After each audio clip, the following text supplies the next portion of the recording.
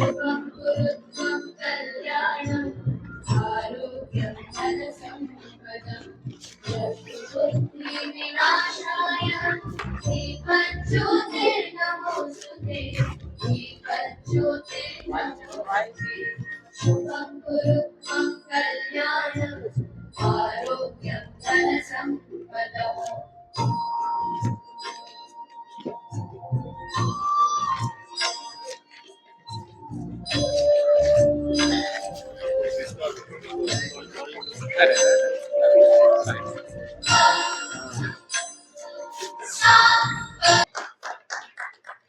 Please give a round of applause. Give an encouragement, please.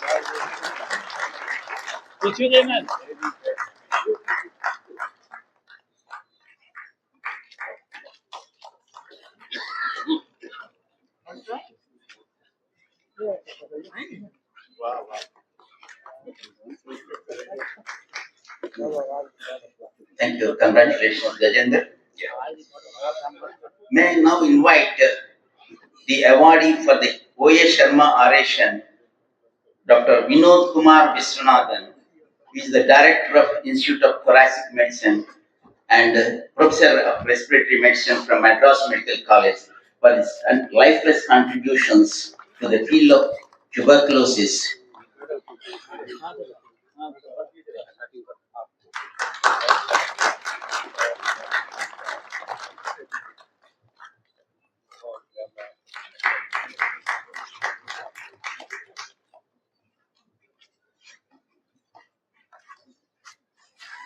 May I now invite Dr. G. Ravindra Babu, who happens to be my teacher, who is the recipient of the KJR Murthy Oration Award. KJR Murthy has done excellent services in the field of pulmonary medicine. Unfortunately, he is no more.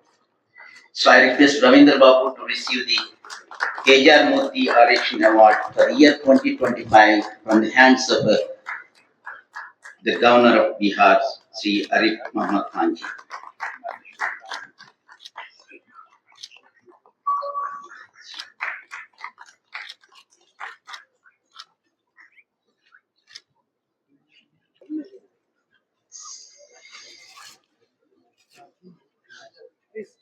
Yes, please.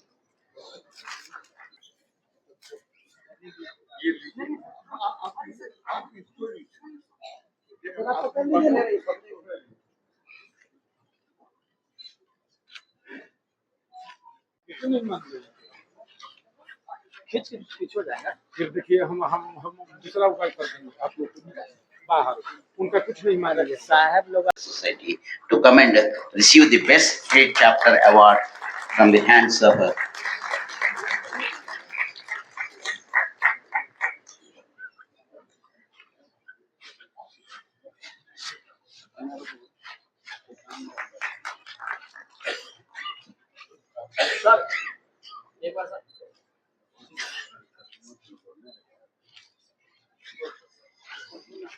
that concludes.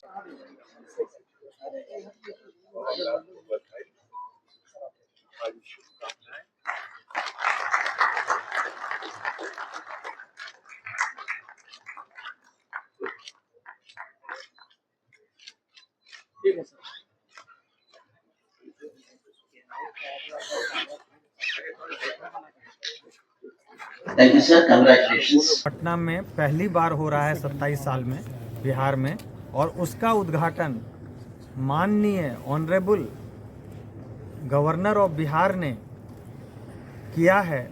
ये एक ऐतिहासिक घटना है। उन्होंने जो मान सम्मान और जो उन्होंने प्रेम और साथ में जो उन्होंने संदेश दिया है कि फेफड़े रोग विशेषज्ञ को क्या क्या करना चाहिए, उनसे क्या उम्मीदें हैं, वो सारी चीज़ें जो आज उन्होंने अपने संबोधन में बताई, ये सचमुच एक विलक्षण क्षण था। यहाँ करीब 700 जो डॉक्टर्स थे वो आज यहाँ सम्मिलित हुए इस इनॉग्रेशन सेरेमनी में। तो उससे हमें बहुत खुशी है कि इतना ज़्यादा लोगों के मन में उत्साह था आज के इनॉग्रेशन सेरेमनी के लिए। तो ये एक ऐतिहासिक पल है और मुझे पूरी उम्मीद है कि आज जिस तरह से 12 प्रशिक्षण केंद्र में सैकड़ों जो प्रशिक्षणार्थी थे, जो डॉक्टर्स थे, यंग डॉक्टर्स थे, हर प्रशिक्षण क्षेत्र में 100 डॉक्टर थे, यानी 1200 डॉक्टर नाम पूरे बिहार से, पूरे देश से, देश विदेश के डॉक्टरों से प्रशिक्षण लिया है। ये अभूतपूर्व है।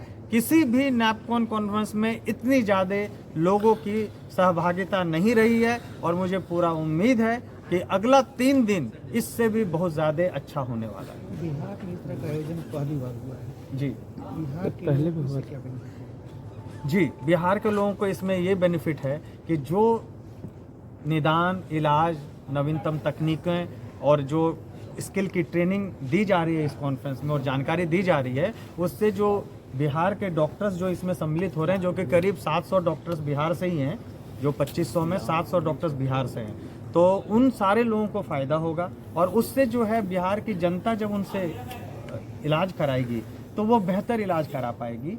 और इसके अलावा जितने मेडिकल कॉलेजेस, प्राइवेट हॉस्पिटल, सब जगह जो ट्रेनिंग चली है, तो वो सारी चीज़ें जब वो यहीं पे होने लगेगी, उन सारी मशीनों का सर, इधर भी उपयोग देखना वहाँ होने लगेगा, तो किसी भी मरीज को देश विदेश बाहर बिहार के नहीं जाना।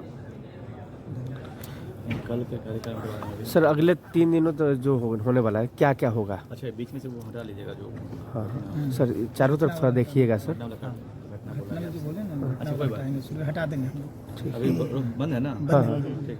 3 दिन अभी कल, अगले कल के लिए कल क्या? कल परसों 14 तक है ना? 11 से 14 हमको पूछने दीजिए आप। कोई बात पूछे क्या सर, इधर देखिए हाँ, सर। देख 11 से 14 सर जो ये कार्यक्रम चलने वाला है, तो ये 3 दिन में अगले क्या क्या होने वाला है? अगले 3 दिन में करीब 500 व्याख्यान होंगे, इसके जो कि 6 हॉलों में चलेगा इसी ज्ञान भवन में। जी जी। इसके अलावा उसमें कई शोध पत्र 2 दिन तक लगातार प्रस्तुत किए जाएंगे यंग साइंटिस्ट के द्वारा, यंग डॉक्टर्स के द्वारा। तो ये सारी चीज़ें जो है जिसमें कि नई नई जानकारी, नए नए शोध पता चलेगा, नई दिशा पता चलेगी, नया लोगों को इलाज पता चलेगा और अलग अलग बीमारियों पे है जो हम लोग इस नैपकॉन में हम लोगों ने बोला है कि ग्लोबल रीच, लोकल टच, यानी कि हम ग्लोबली जो सुविधाएं हैं वो यहाँ पे बता रहे हैं, पर उसमें हम कुछ ऐसा संशोधन करके बता रहे हैं कि वो सारी सुविधाएं और इलाज बिहार के स्तर पे भी संभव हो सके। तो ये हमारा मुख्य उद्देश्य है।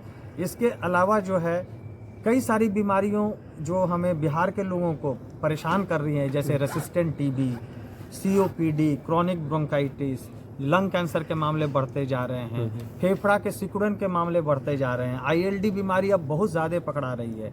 जो पहले कभी महीने में एक मरीज दिखा करता था आज से 15-20 साल पहले, अब जो है वो मरीज लगभग हर दूसरे दिन किसी भी फेफड़े रोग विशेषज्ञ के पास आ जा रहा है। तो ऐसा क्यों हो रहा है, इस पर भी शोध होगा और इसका जो नवीनतम इलाज है वो कैसे हो।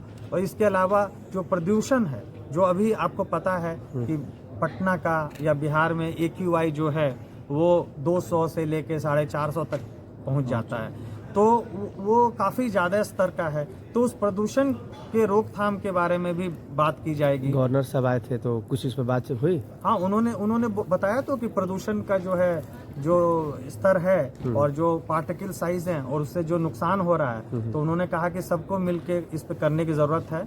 हम लोग भी अपना जो अपने स्तर पे जो नियम कानून हैं सरकार के उसको मानना है। जैसे एग्जाम्पल के रूप में आप जब बालू ढोते हैं, मिट्टी ढोते हैं, आप जब पत्थर का धूल धोते हैं, आप सीमेंट जब ढोते हैं तो आप ढकते नहीं है उसको। हाँ, तो ये सारी चीज़ें तो हमारी गलती है, तो हमें क्या उसमें सहयोग करना है, वो भी हमें इसकी भी जागरूकता लानी है कि उससे जो है हम खुद, हमारी पीढ़ी खुद खराब हो रही है। और इसके अलावा जो सरकार कर सकती है उसमें वो जो भी बेहतर कर सकेगी वो करेगी। Thank you sir. चलिए, बहुत बहुत धन्यवाद सर। Thank you.